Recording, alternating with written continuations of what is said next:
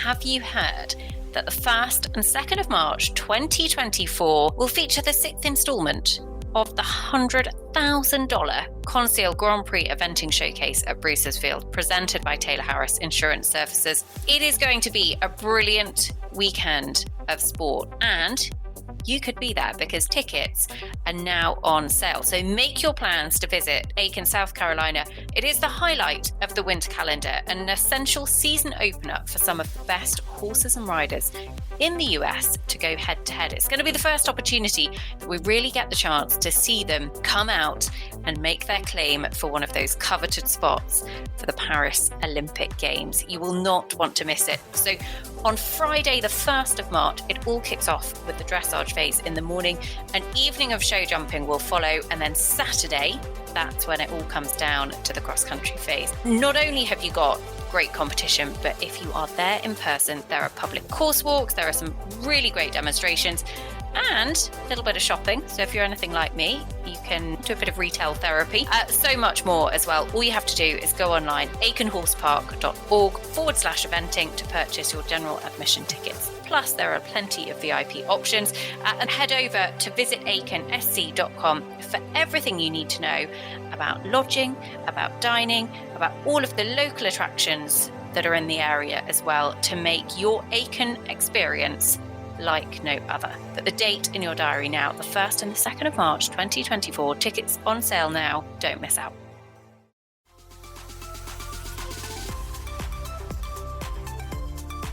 The Hall of Fame series is back, listeners. It has been a little while in the pipeline, but my goodness, have we got a treat in store for you. As always with these shows, Catherine Austin is sat alongside me. Catherine, today's guest, I mean, his equestrian accolades are quite frankly unparalleled, but you and I are both delighted because he's also one of, if not the nicest person in eventing. And basically, the next hour is going to be us having the best time ever. Is there anything nicer to do on a really cold January evening than talk to, you going to say it? Well, everybody already knows. Blyth Tait, welcome back to the show. Crikey, what a build-up. And I'm feeling for you sitting in the cold and snow because it's jolly hot down here in New Zealand. Do you know what? We're going to set the scene, listeners. So we are in the depths of January, post-Christmas, Catherine and I, as we're recording this. Blythe, you have just been away on your summer holidays because it is summer over in New Zealand. And you were, before we started recording, off out for a ride to beat the flies and the heat. Nothing could be further from our truth right now. Yeah, I don't like to rub it in. But yeah, we're in the middle of summer here, so you can throw your memory back to your summer when you've got to beat the heat. So I'm sitting outside on the deck now, enjoying a cold drink while you guys are probably got a hot drink in front of you. Do you know what? It is going to be lovely to kind of reflect on some of your biggest achievements because your career has been absolutely extraordinary. You are an Olympic champion. You're a double world champion as well. There are 5-star wins in there. There is so much to cover. But let's go back to the beginning. When and where did you first fall in love with horses? It was from an early age. I have 2 sisters and we got a pony between us when I was about 10 years old. We just lived on 10 acres and, we weren't from a farming background or anything like that. And I think it was once I joined Pony Club and found the competitive side of riding, and obviously all the mates that I made at Pony Club who had similar interests, they became lifelong friends. And I don't know how much you know about my previous life before eventing, but I used to show jump first of all. That was my first love at that stage. But once I left home from my parents and had to stand on my own 2 feet and make a bit of a living to support my riding, I couldn't really afford to, follow the show jumping dream at that point. So I fell into eventing by chance. And never looked back. How much show jumping did you do, Blythe, at that stage? Well, just mainly nationally here. Obviously, New Zealand's quite isolated, a long way from international competition and stuff. But I jumped at a a top national level. And I did actually come to England as a 21-year-old and brought a show jumping horse with me, a horse called Mainspring, just to learn a bit more. I was very fortunate to have lessons with Caroline Bradley, and who lived not too far away, and travelled the British national circuit jumping area, international trials and things. Rode at Hickstead a couple of times, but sold Mainspring and returned to New Zealand. And it was, I think, maybe 7 or 8 years later that I returned to England with Messiah eventing. So how did serious eventing come into your life? You say you fell into it.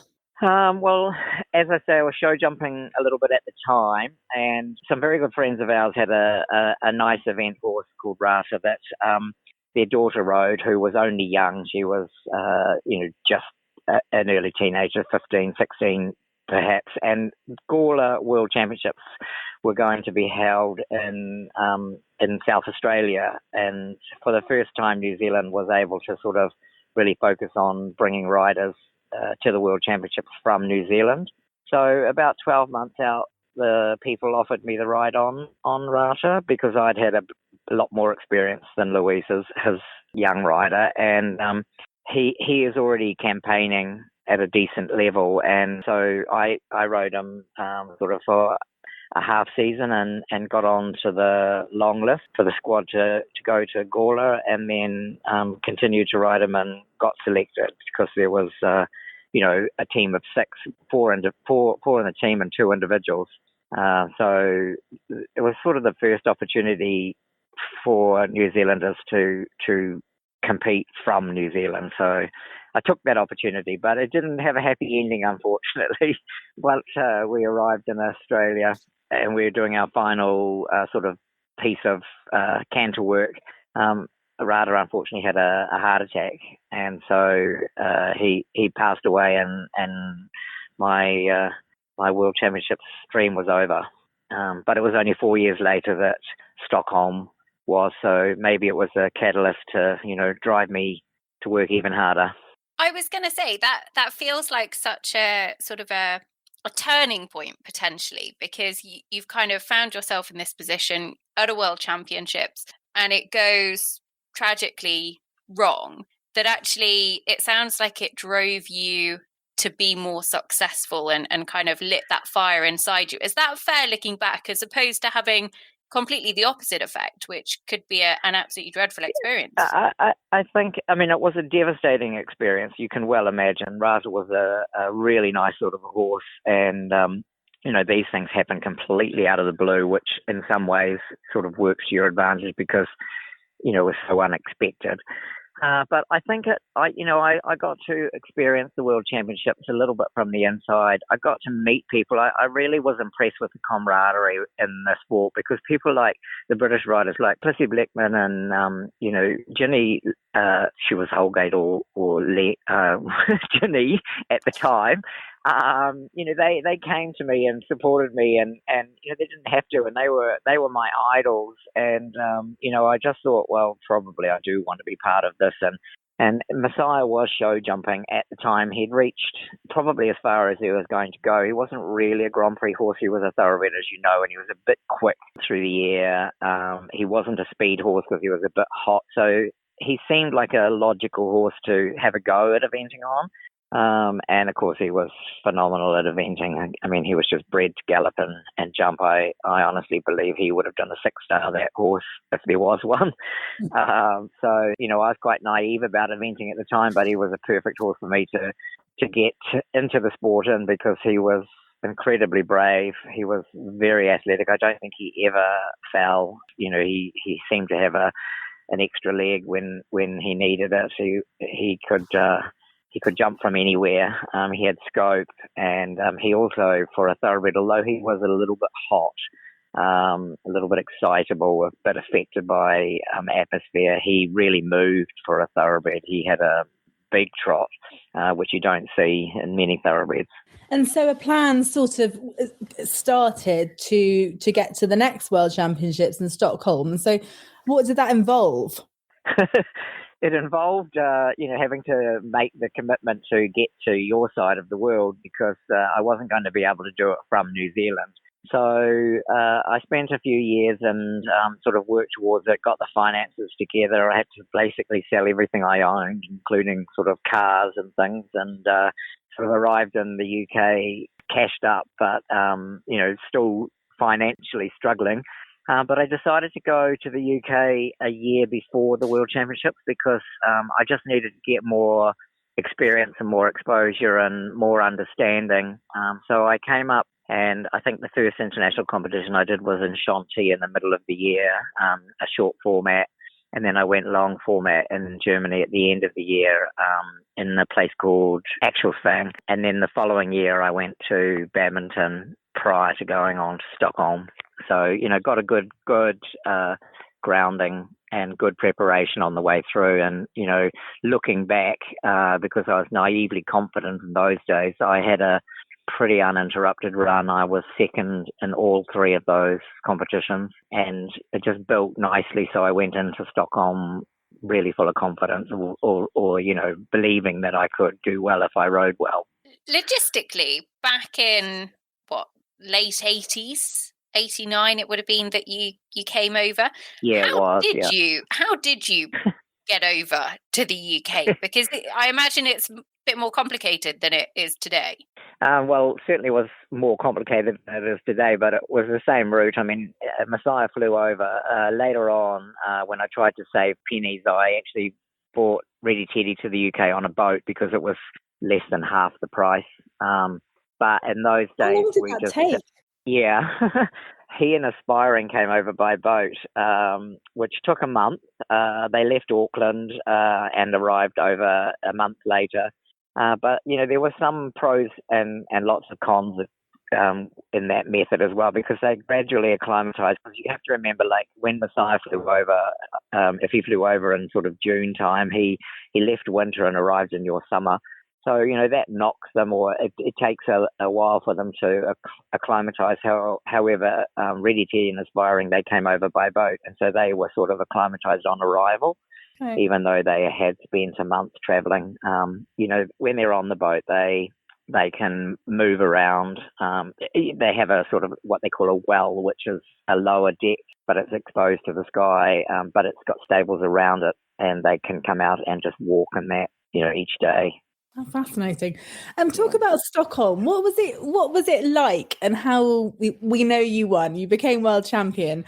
But how did it go, and what was it like as an event? The first World Equestrian Game. It was spectacular, to be honest. It was held in a park in the centre of Stockholm, so it was right amongst the action. There was big crowds. It was the first time that the World Games had been held, and so we were amongst the top jumpers and top dressage horses, and it was a great atmosphere. Remember back then it was long format in that we had roads and tracks and steeplechase. And I remember the roads and tracks part of it, when you left a little section of the park, you went virtually through the streets of Stockholm. And I remember riding down there thinking, my goodness, how does a horse and rider from New Zealand end up riding down the streets of Stockholm? But I also remember that the cross country was really difficult. And, I talked about Messiah being capable of doing a 6-star. Well, that was heading towards a 6-star. I wasn't, that far off the pace after the dressage anyway, but the cross country was what it was all about. And I went into the lead after a clear cross country inside the time. I think there was a couple of others inside the time. And so I remember, back in those days, and, I'm not knocking the sport now because the sport is still a fantastic sport, but the cross country was, so much more influential, the long format, whether it was just endurance and fitness and soundness. But, the cross country certainly had the most influence, and that was a very strong cross country. Is Stockholm the one where you jumped off the house? The really iconic photos of jumping off what looked like the house. Yes, you did. There was also, we jumped off the roof of a house at Barcelona bounced into a pond. But in Stockholm, I think it was the first time it was introduced, and we jumped off a bank up onto the first slope up to the top and down the other side, and then jumped off, and a stride or two later there was a set of rails. So yes, it was over the house. Proper In those days, we used to hardcore. go over the top of houses. Exactly. I mean, that was proper cross country. Going into the lead on the final day, obviously you had done a huge amount of show jumping, and it was your first championship experience of actually being able to compete. Looking back now, how did the nerves hold up for that final day, knowing that you're sat on a very good jumper? Yeah, I can't really remember, to be honest, but as I have always been fairly confident in the show jumping phase, it has been my sort of background. And of course, later on when I rode Blyth Tait, he was also a very good jumper. And so, you know, it does help when you walk into the ring on a horse that you believe in. It's a lot easier than on one where you're thinking, oh my goodness, everything could possibly go wrong here. But as I said earlier, I think I was quite naively confident in those days. It was only later that I learned how many things can go wrong. But I do know that I had a fence or two. I think I had a couple of fences in hand when I walked into the arena. Well, I must have, because I had the last fence down, which I was also very annoyed about, because, you know, once I jumped the second to last fence, I thought, oh goodness, this title's mine, and I hadn't jumped the last fence. So anyway, you learn not to do that in the future. But I did have the last fence down and still won, so I must have had a couple in hand. So I think there was a bit of breathing space there. So I don't recall being racked with nerves. 2 gold medals. Did you win the team as well? Yes, we did. Yeah. In 1990 was sort of the start of the most golden era for New Zealand eventing, with the obviously other people contributed to medals and won medals, but the absolute backbone, as we see it, was you, Mark Todd, Andrew Nicholson. All quite different people. How did you gel and work together? Yeah, I mean, I have to say that Andrew and Mark were in the UK and were campaigning, you know, internationally very successfully before I arrived in the UK, and they were fantastic in their support. They really helped and guided me quite a bit. We sort of got on very well. We still do. But we are different in personalities, and I think we respected that, and we're actually different in the way we ride, and we respected that as well. So on our team course walk, for example, we would discuss all options, and it could be that when there was more than one route, we would be you know, taking more than one route between us. So we never sort of tried to change each other. I think the biggest thing was that there was utmost respect of each of us from the other, and that we knew that we were competitive and we were capable, because a team effort is a collection of individual efforts, isn't it? Yeah. So, you know, there was always that freedom to be ourselves, but also we were very aware of what each rider was thinking and what we were doing in a team scenario and how we were supporting one another in a team. And I also need to say, and I think you touched on it, that although we were the backbone of the team, the three of us, we were always complemented by somebody that was equally as good. Like Vaughan Jeffress was a world champion in his own right. We've got, you know, people like Vicky Latta, who, you know, she placed at the badmintons and Burghleys regularly. You know, so we were well backed up. There was always, you know, it takes 4 for a team.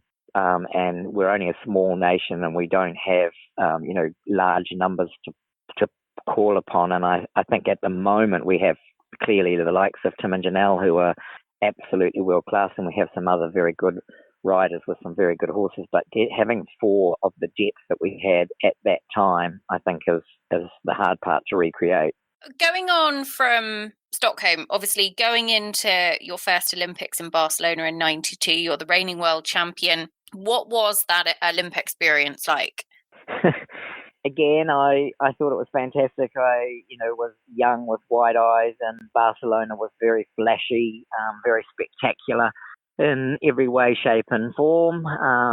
And I guess there was a bit more pressure on me. I hadn't had the sort of attention of the media or anything going into Stockholm, whereas going into Barcelona, I was current world champion. So it was a bit of a different sort of feeling. There was a bit of expectation, I suppose, and I'm a complete drama magnet, and it didn't go smoothly. Unfortunately, Messiah seemed to pick up a stone bruise once we were in Barcelona, and he couldn't really be worked properly, and we were struggling to get him right with that. And so my dressage was an explosion, and I was, in a dismal position towards the end after dressage. So I basically thought all hope was gone. But again, Mark and Andrew kicked me in the backside and said, "Come on, this is a team effort. The show's not over. We're relying on you." I'm not sure if I was the pathfinder. I think Andrew might have been, but I was early. So all I thought I could do was, post a really good performance cross country, and that would help the team. And so that's what I went out and did. And I didn't know I was going to get elevated from, I think I was lying 69th after dressage. I ended up 9th after cross country. So as they say, it certainly isn't over until the fat lady sings. And I jumped clear the next day, show jumping, and suddenly not only did we get the team silver, but I ended up individual bronze. So a good finish to a bad start. Well, it was around that. I say 69 because it's my favourite number. I think it might actually have been. I'm sure I haven't made that I think it was. Well, you said he said it before anyway. So yeah. So 92, and then sort of, you need more horses, don't you? I don't think you ever had a huge string in the UK, but a high quality string. I think at the height of my career, I think the most I ever had in my yard was 6 horses. And initially when I came over with Messiah, my intention was to return to New Zealand, but having won the World Championships, it gave me the opportunity to try and, expand in the UK and to compete semi-professionally, as I would say most people do. So I came home to New Zealand and was lucky to buy a horse that was at 3-star level, at sort of intermediate level, called Ricochet. And I brought him over. So he was my second horse at that stage. I just had the 2. He was my second horse at Barcelona, my backup reserve horse, but he travelled out, but he didn't get to compete. So I think he went back to Burghley that year. And that was his first sort of main international that he did at that level. And so I really just had the 2 horses for a few years, and then bit by bit sort of added novice horses into the string and built the string up a bit. You love a thoroughbred, Blyth. I do. Is that fair to say? What is it about a thoroughbred that, well, in those days, it was just what we could source here in New Zealand, to be honest. We didn't have a sport horse breeding program. The European bloodlines weren't, brought down this way like they are now with AI and stuff. So it was just what, I was able to sort of source, but it's still very relevant that a thoroughbred is suited to our sport now. But in those days with the roads and tracks and the steeplechase, it was even more important because they just had to have buckets and buckets of stamina. And, they had to, I think our cross countries used to be about 13 minutes on the back of the long roads and tracks and a sort of 5-minute steeplechase as well. But, they suited me because they were small and sharp and fast. I'm not that good with horses that are strong or, are big and not that quick to react to the leg. I'm not a very big person. Funnily enough, when I came over to the UK, the last time I brought a thoroughbred horse over, but a Santos, but it didn't really work out. He ended up, he was diagnosed with kissing spine. And so it ended up that I rode a couple of horses that weren't thoroughbreds. Bare Necessity springs to mind. He was a Dutch warm blood horse, but he was sharp to the leg, like I've explained. He didn't lean on you. I rode him in a snaffle, and he was quite forward going. So he suited, and I rode him for a great mate of mine, Ronnie Bartlett, who was a supportive owner back in my first career.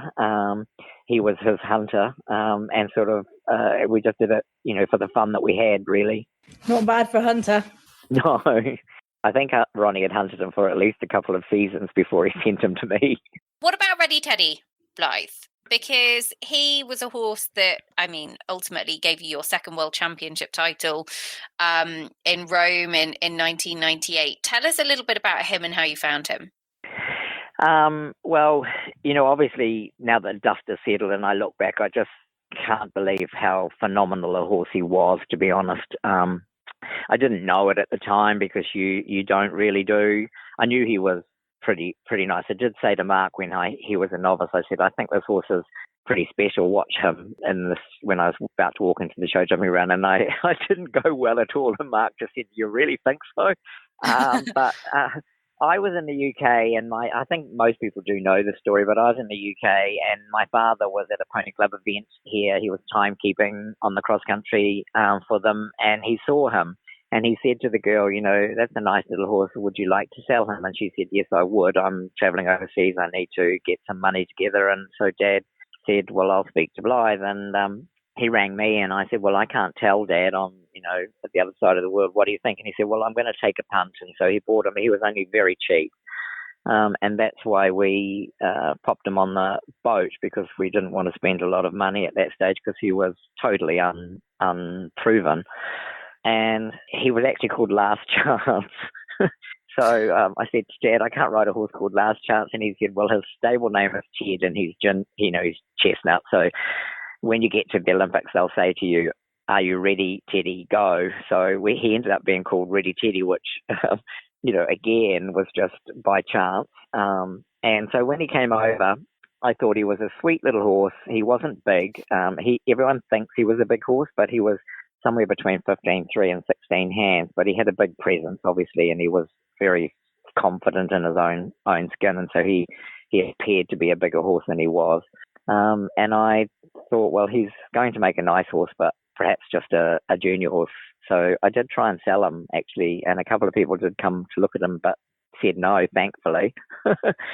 And then he just sort of accelerated, and he was very precocious in his attitude. He was everything he did, he felt like he'd done it before, and he shot through the grades. And as you probably know, I had planned or had designs to take Aspiring to Atlanta, but I fell off him at badminton that year, and the selector said, my form was too up and down, and that I would need to prove with one more long format 3-day that he was the horse to go to the Olympics. And so I travelled down to Pretoni with him for the last qualifier, the 4-star long there, and Ready Teddy had done a 3-star long, and I thought, well, I'm going all that way, so I'll take him for experience. And Ready Teddy won Pretoni, and Aspiring was second. And so the selectors sort of said to me, well, if you want to take the young horse out as reserve, you're only going to be reserve anyway.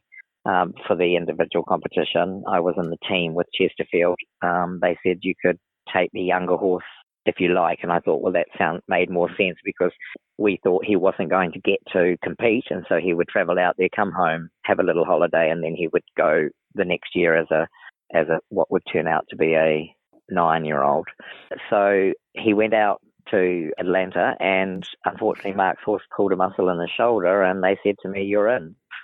And I said, well, I don't know if I'm ready, to be honest. just to put this into context, so he came over in 1994 on a boat, having done some pony club events. 2 years later, he goes to the Olympic Games in Atlanta and takes the individual gold. That's correct. I was as surprised as anybody. As I said, he was very precocious, very confident. I didn't rush him after Atlanta. I dropped him back to 4-star for most of the year, I think, and stepped him back up to 5-star for the Rome World Games. But also bear in mind, back in those days, actually, you still have a point system in the UK for grading horses, don't you? We don't in New Zealand. But he basically, if he didn't win, he got second or third in most of his novice starts. And so suddenly he was intermediate. And so, I don't think we had such a thing as open novice in those days. So, you just had to keep going forward. So you'd line up in the intermediate, but he just went on winning those as well. So, he just, as I said, felt like he had done the job before, which he hadn't. Of all the things that happened in Atlanta, this is probably an odd one to ask about, but it was notoriously a very hot games. Did his thoroughbred blood and perhaps his naivety help there at all? There's 100% no doubt in my mind that his naivety helped. He didn't know what to expect. He was brave. He was, very trusting. There's actually, I feel slightly cruel, but there's a video where I finished the cross country and we had to weigh out. In those days we carried weight. So I jump off the scales and start untacking, and he calls out. He neighs, and I just think he was saying to us, what the hell was that? But he clearly just never gave up. He just had so much fight in him. He was as tough as nails. So I think, yes, I got away with it. You wouldn't present an 8-year-old at the Olympics, regularly, that's for sure. But as I said, he dropped back. He went to Punchestown the following May, which was 4-star, a very nice, inviting, open, bold, galloping track. But he didn't seem to suffer any ill effects whatsoever from Atlanta. He just sort of had a holiday afterwards and came back, full of enthusiasm.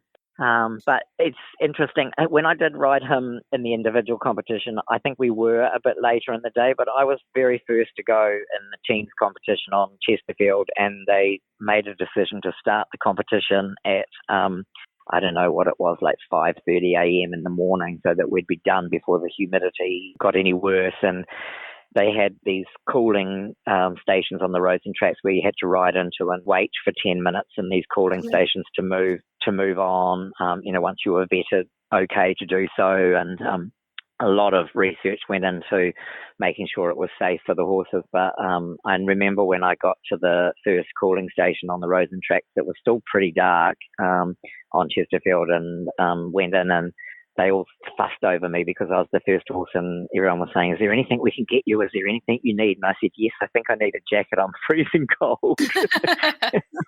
Apart from that, it went safely. And obviously you won. You're, Olympic gold medalist, Olympic individual gold medalist. What did that mean? I mean, we spent a lot of time in eventing being relatively insular because our sport doesn't get huge amounts of, worldwide coverage. But the Olympics is different. Did it change your life? Yes, it absolutely did. We can win a world championships, or we can win Burghley or badminton, and we're very, respected within the sport.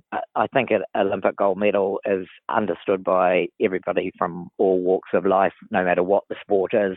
When I came home, they flew me. I was based in the UK, so I got flown home, and they had a ticker tape parade in my hometown, and I was thinking, oh my goodness, this is going to be so embarrassing, because there'll be nobody there. And the streets were lined.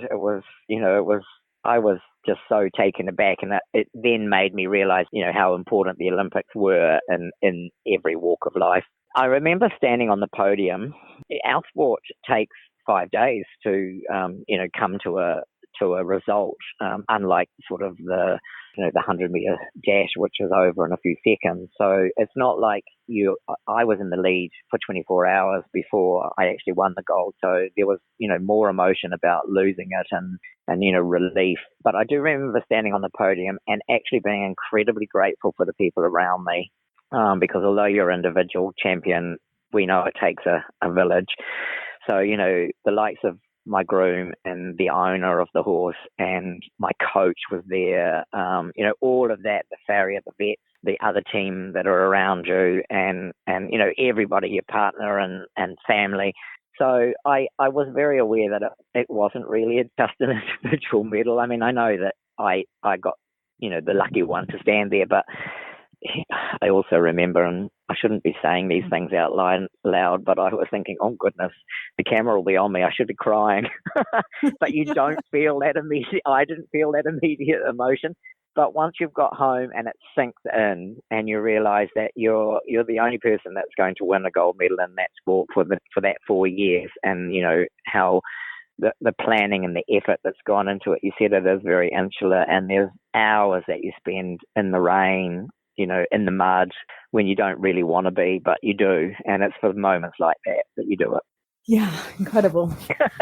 You mentioned your partner there, Paul. Well, your next Olympics, I know it didn't go brilliantly for either of you, but you did get to ride alongside each other at an Olympics, which is quite something. Yes, we did. It did go terribly. You tend to blot out of your memory the things that don't go quite so well. And I was the sort of up and down throughout my whole career. My world championship record was gold medal, fall off, gold medal, fall off. So Sydney was, a bit of a disaster from a competitive point of view. Both of us had difficulty with our horses' health. Paul's horse, NZ, who was his sort of one real top horse that he had, was a phenomenal horse. They were a great partnership, but Gotti, as he was called, he got really affected by heat stroke. And all his nerve ending got sort of, I don't know how to describe it from a medical point of view, but he literally ended up with his head sort of a few inches from the ground, and it took months for us to treat him to get him back to being the horse he was. And he did actually return to compete at both Badminton and Burghley post Sydney. So it was a disaster from his point of view. He wasn't able to. He had a couple of stops on the cross country because the horse was just not himself, and then he obviously wasn't able to show jump. And Reddy Teddy zipped around the cross country in his customary fashion and was clear inside the time, but and was as sound as a bell on the Saturday night after cross country, but came out Sunday morning with a bit of evidence of a pulled muscle behind. So he didn't show jump either. So the New Zealand team was out with two horses being, vetted out. So, and it was Paul and I, unfortunately. So it wasn't a good Olympics. But how extraordinary for Reddy Teddy, having, travelled all those miles and done everything that he'd done to win Burghley in 2001. I mean, that's sort of almost from the horse point of view, that's better than anything else, isn't it? To be able to deliver again at an event like that. Yes. I mean, I think he was a sound horse, as I've said before. He was a tough horse. He had a career that lasted a long time because obviously he reached the 5-star level as an 8-year-old. But, I am proud of the fact that he won Burghley. He also won several other long formats, and he won an awful lot of short format competitions because I didn't, back in those days with the roads and tracks, we didn't go to the well as often as they certainly do nowadays or are able to do nowadays. 3-day events were sort of basically championships. But, to win Burghley was great. He was a horse that was very good in all three phases, to be honest. Again, I think I'm quite hot in my temperament, but I suit horses that are quite hot. And because he sort of experienced prize givings and big high pressure competitions as a young horse, he could very much be affected by the atmosphere at a 3-day. So if he was relaxed, he was amongst the leaders in the dressage. If he wasn't relaxed, I wasn't. And sometimes he could be fantastic in the warm-up and you'd just feel like this is it. He's going to really produce the goods. And then I'd trot into the arena and he'd immediately whip around as the crowd was clapping the competitor before me or something. And I didn't have time to get him to relax again before the test would start. So it would be a bit of a disaster. He's a bit volatile, actually sort of even more so the older he got. But when he was on song, he was always, capable of producing a 75 towards 80% dressage for sure. And so he did that at Burghley that year. And I know that I was neck and neck with Andrew throughout. I think actually Andrew might have been half a point ahead of me or something after dressage. But unfortunately, he had a fence down in show jumping and Ted got the victory. Where and how did retirement come about? Because you actually went to Athens in 2004. So another Olympic Games. But when did you make the call to actually go back to New Zealand and say? I had made it sort of well before Athens. I'm sure it was half to do with the fact that Ted was coming to the end of his career, and I had already reduced down to just a couple of horses. I had Ted, and he was backed up by a grey horse called Ayres, who also competed at sort of the Badminton and Burghley level. So I was winding down over a period of time, and it was always the plan to come home to New Zealand. I just felt, I'd been traveling the international circuit for 10 years or even longer. And being away I didn't have my own home, and being away from family and friends and the sort of lifestyle that I knew, it was never going to be that I was going to live in England forever. So I sort of knew that it was coming, and so I sort of planned it and had decided that, I wasn't just going to keep going round and round and round doing the same thing. I'd been very fortunate, had a successful career, and decided that I would go and try and do something else and sort of relax from the pressures of competition. And so I came home to New Zealand, and we had a little thoroughbred breeding operation. I've always been involved in racing. And it was, I don't know, I think it was 7 years later that some people rang from Burghley, and they were at one of the infamous parties, and they were having a great time and saying that they missed me. And I sort of started to say, well, actually, I missed them, and I missed the sport as well. So I got not talked into. I decided to bring one horse back and have another little sort of play. And as I said anything before, can happen at Buffalo, Nicole. We always tell ourselves that. Literally, like the world can change at Buffalo in the space of like 20 minutes, as we know. I'm not just blaming the friends and the good time. I obviously was sort of thinking at the time, well, yeah, I really do miss it. And so I came back sort of just with the intention of riding the one horse. And as I said, unfortunately, that couldn't have been worse. He had the issues that he had, and he actually had to be retired. And by that stage, I had got a couple of extra novices, which was, ready Teddy, so to speak, and actually ended up with a horse called Xanthus because he lived just down the road, and the people were looking for someone to ride him. And then suddenly I was sort of thinking, well, it'd be good to go to badminton again, or good to go to Burghley again. And so that's what we did. How did eventing compare? Because the majority of your career was over the long format of the sport. Yeah. Then you come back and actually it's quite a different animal. Yeah, I mean, I think probably the sport has evolved, and sports should evolve, and times change, and I loved the sport we had in those days, but it wouldn't be relevant for today. Remember that was sort of pre-internet, and a very different environment. The sport is still three phases. It's still about the relationship with the horse and rider, and about the bravery and all of that sort of stuff. But the improvement in the quality of the eventing dressage is just outstanding. The goalposts haven't changed terribly much. It's just that the knowledge is expanded, and the depth of talent is greater because of it. I do think the cross country is primarily the same. However, it's all much more about short format, much more quicker, and it's definitely much more technical. And these skinny fences, they were certainly well introduced back in the day, but now it's sort of a dominant part of the sport as opposed to just part of the sport. I mean, back in the day, I think scope and athleticism, we had things like sunken roads where you'd be jumping vertical rails, bouncing down and bouncing up, and then a long stride out over a really wide parallel. Those sort of elements of the cross country are not as dominant as they were. So it's become a much more technical test, cross country. But has it become any easier or any more difficult? I wouldn't like to say. It's just a little bit different. And then again, the show jumping, the rails have got probably a bit lighter, the courses have got a bit more technical, but I don't know that the test has changed terribly much. It's still about, the horse's response and respect of the fences. And so, yeah, I think the sport is still pretty much the same. And what's life like now? I mean, you said you were riding this morning. I mean, he's been out for a hack. He's enjoying the sunshine, Catherine. He's having a lovely time.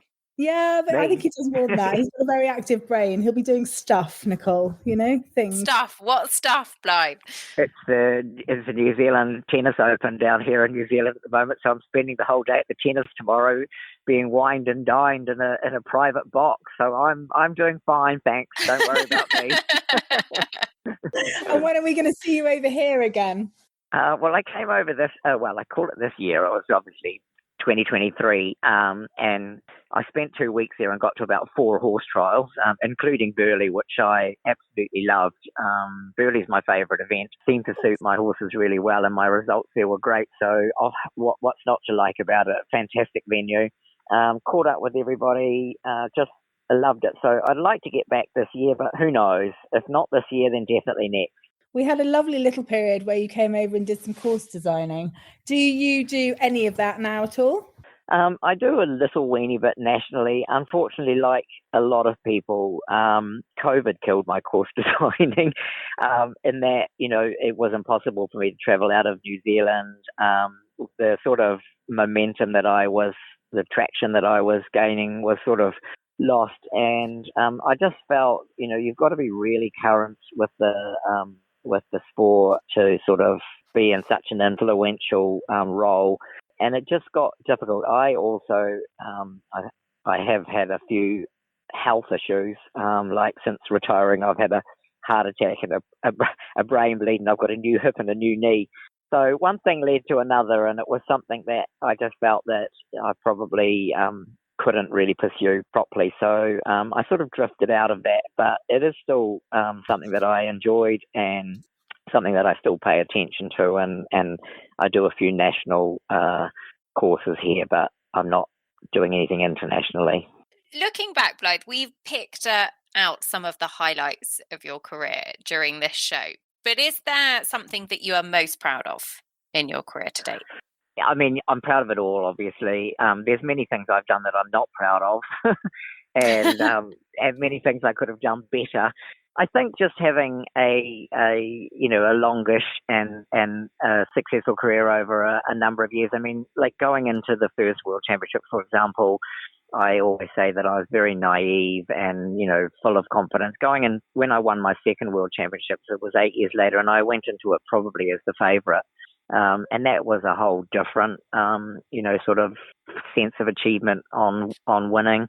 Obviously, winning the Olympics is something that it's the sort of pinnacle, so that everyone understands it, as I've said before. So, I'm very grateful or very lucky to have won that. But if we didn't have the world rankings as they are at the moment, we had a world rankings that they finished at the end of each year, and then there was a clean slate at the beginning of the following year. But it was sort of designed around you used your six best performances, so it wasn't didn't favour anybody that had lots and lots of horses, and to actually sort of be successful in being world ranked number one at the end of the year on many occasions over a decade was very satisfying, because it just wasn't a one hit wonder, so to speak. So I look back and think, well, I would say that what I'm most proud of is just the length of period that I was competitive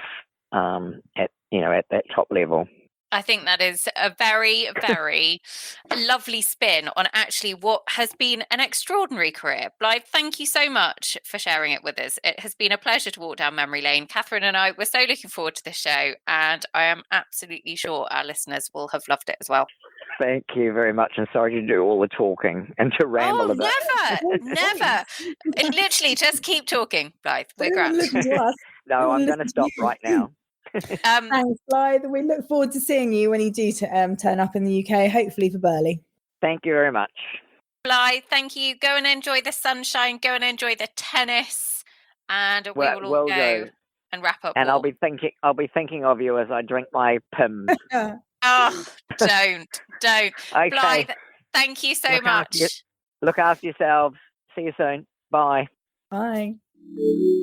What an absolute treat, Catherine. I mean, looking back on his career, Olympic champion, double world champion, 5-star winner, he is so humble and modest, but he has achieved so much in those years. I know, it's an incredible career, and I think he was an excellent planner. I think he was very meticulous in his approach. He knew what horses suited him.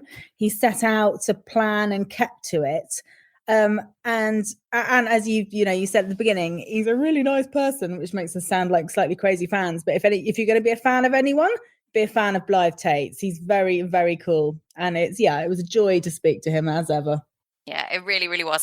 Look, listeners, it has been an absolute pleasure to talk to Blythe, one of the absolute legends of our sport. Very fortunate to have been able to relive some of those best bits with him. And where will the Hall of Fame series go next? Catherine, we've had a little hiatus, but actually we've got some plans bubbling away.